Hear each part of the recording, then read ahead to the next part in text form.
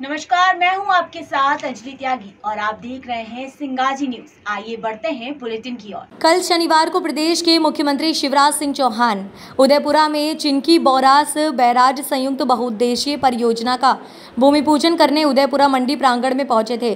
कार्यक्रम की समाप्ति के बाद जैसे ही मुख्यमंत्री का काफिला हेलीपैड जाने लगा तो मंडी गेट के बाहर मौजूद करणी सेना के लोगों ने मुख्यमंत्री को काले झंडे दिखाए और जमकर नारेबाजी की। पुलिस ने मोर्चा संभालते हुए सभी करणी सैनिकों को गिरफ्तार कर लिया और पुलिस थाने ले गई। वहीं करणी सैनिक इस कार्रवाई से नाराज होकर रोड पर ही बैठ गए और जमकर नारेबाजी करने लगे। उदयपुरा पुलिस ने 2 करणी सैनिकों पर केस दर्ज किया। वहीं करणी सेना के मुखिया जीवन सिंह शेरपुर आज उदयपुरा पहुंचे। कल उदयपुरा मुख्यमंत्री के कार्यक्रम में करणी सेना द्वारा किए गए विरोध प्रदर्शन और काले झंडे दिखाने पर गिरफ्तार किए गए करणी सैनिकों के समर्थन में आज करणी सेना के अध्यक्ष जीवन सिंह शेरपुर ने पुलिस थाना के सामने विरोध प्रदर्शन किया। उनकी मांग है कि सेना के जो 2 लोगों के खिलाफ पुलिस ने कार्रवाई की उसको निरस्त कर तुरंत गिरफ्तार सैनिकों को छोड़ा जाए। उन मांगों को तुरंत स्वीकार किया जाए। यदि सेना की इन मांगों पर कोई कार्रवाई नहीं होती है तो मुख्यमंत्री शिवराज सिंह चौहान के साथ साथ प्रधानमंत्री मोदी जी का भी चुनाव में विरोध किया जाएगा। सर, ऐसा क्या मामला है कि आखिर आपको भी आना पड़ा? ऐसी क्या समस्या आ गई है? अभी तो हमें यही समझ में नहीं आ रहा कि हम लोकतंत्र में जी रहे हैं या फिर वापस से अंग्रेजों का राज आ गया है। जी, जब भी हम लोकतांत्रिक व्यवस्था में हमारे मुद्दों को लेकर कोई प्रदर्शन करते हैं तब हमारे को दबाया जाता है, डराया जाता है, धमकाया जाता है। हमने 8 जनवरी में आंदोलन किया था जिसका जन आंदोलन नाम दिया था। सारे समाज, सारे वर्ग के लोग उपस्थित हुए थे और हमारी 18 सूत्री मांगों को भारतीय जनता पार्टी के मुख्यमंत्री और उनके मंत्रियों ने मानी थी और कहा था कि 2 महीने में पूरा करेंगे। जब उनने 2 महीने में पूरा नहीं किया, 1 महीने का समय हमने एक्स्ट्रा दिया था, तब हमें लगा कि हमारे साथ विश्वासघात हुआ है। हमारे आंदोलन को छल पूर्वक खत्म किया गया। तब से हर एक करणी सैनिक, हर नगर, हर गांव में जहां भी शिवराज सिंह जी जाते हैं उनका हम विरोध करते हैं।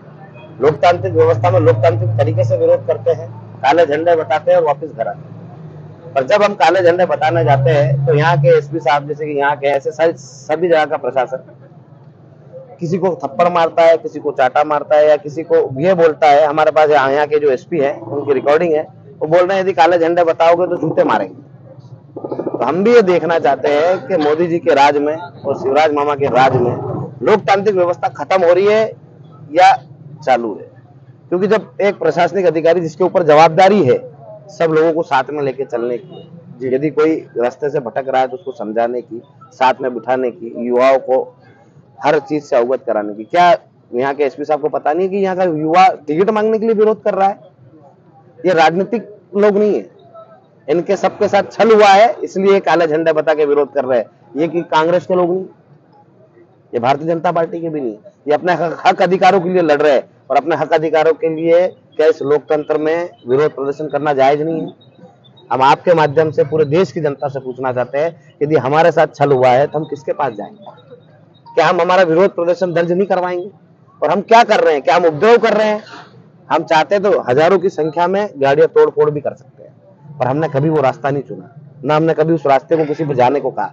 हमने कहा लोकतांत्रिक व्यवस्था में शांतिपूर्ण तरीके से अपना विरोध दर्ज करवाना है। जब हमारा विरोध दर्ज हो जाता है तो हम चले जाते हैं। और उस क्या नाम है आपका? मेरा नाम हेमंत राजपूत है। हेमंत जी, क्या वजह है आप उदयपुरा थाने के सामने बैठे हैं? आखिर क्या है आपकी मांग? लोकतांत्रिक तरीके से कल शिवराज जी की जन आशीर्वाद यात्रा का काले झंडे दिखाकर विरोध प्रदर्शन किया गया, जो पूरा अनुशासनात्मक था, उसमें कुछ भी नकारात्मक नहीं था, सब अनुशासन के दायरे में किया गया। उसके बाद भी हमारे करणी सैनिकों को जबरदस्ती अंदर डाला गया और कुछ करणी सैनिकों पे FIR भी दर्ज की गई और उन लोगों के साथ अभद्रता के साथ व्यवहार किया गया। इसी वजह से हम लोग यहाँ पर एकत्रित हुए हैं और हमारे बीच करणी सेना परिवार के मुखिया ठाकुर जीवन सिंह जी शेरपुर भी उपस्थित हैं। और आज इस लोकतांत्रिक देश में यदि हम हमारी मांगों को यदि किसी के सामने नहीं रख सकते तो मतलब हम कुछ गलत भी नहीं कर रहे हैं। जो हमारे साथ गलत हुआ, हमारे साथ 10 से 12 लाख लोग उपस्थित थे जम्बूरी मैदान भोपाल में, सभी की भावनाओं से खेला गया और विश्वासघात किया गया। जबकि हमने 2 महीने के बाद 1 महीने का समय और ज्यादा दिया, लेकिन किसी भी मांग को लागू नहीं किया गया, जिसमें गौमाता के लिए भी सभी मांगे रखी गई थी। आज आप गौमाता की दुर्दशा देख रहे हैं कि यदि उदयपुरा से आप बरेली जाएंगे, उसी बीच में आपको 10 से 15 गौमाताएं पड़ी हुई मिल जाएंगी, उनके लिए कोई व्यवस्था नहीं है। इससे पहले हम उदयपुरा तहसील में गौशाला के लिए भी तहसील का घेराव कर चुके हैं, लेकिन कलेक्टर महोदय ने जो गौ माता के लिए निर्देश दिए हैं और जो नियम लागू किए हैं कि भाई नगर का नगर अध्यक्ष उन्हें देखेगा, गांव का सरपंच उन्हें देखेगा, कोई भी नियम लागू नहीं किया गया। क्या ये केवल घोषणाएं ही कर सकते हैं? अब क्या एजेंडा होगा आपका? एजेंडा यही होगा कि हम इन्हें इस बार वोट से चोट देंगे। करणी सेना परिवार पूर्ण रूप से विरोध करेगा यदि हमारी मांगों को लागू नहीं किया गया तो। इस दौरान यदि कोई समझौता मुख्यमंत्री और आपके बीच में हो जाता तो फिर समझौता तभी होगा जब हमारी मांगों को मांगा जाएगा। 22 सूत्रीय जो हमारी मांगे हैं, यदि आप वो मान लेते हैं तो उसके बाद ही कुछ रास्ता निकल सकता है, उससे पहले कोई भी समझौता नहीं होगा। फिलहाल बुलेटिन में बस इतना ही। बने रहिए सिंगाजी न्यूज के साथ। नमस्कार।